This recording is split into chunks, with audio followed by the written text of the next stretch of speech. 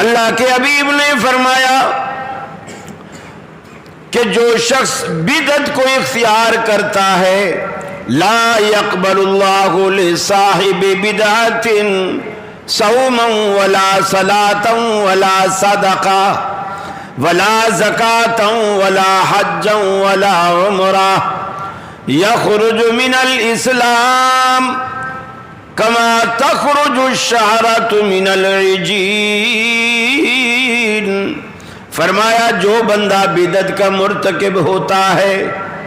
اللہ اس کی نماز قبول نہیں کرتا،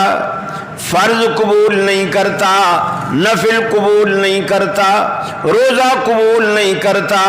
حج قبول نہیں کرتا، عمرہ قبول نہیں کرتا، صدقہ قبول نہیں کرتا،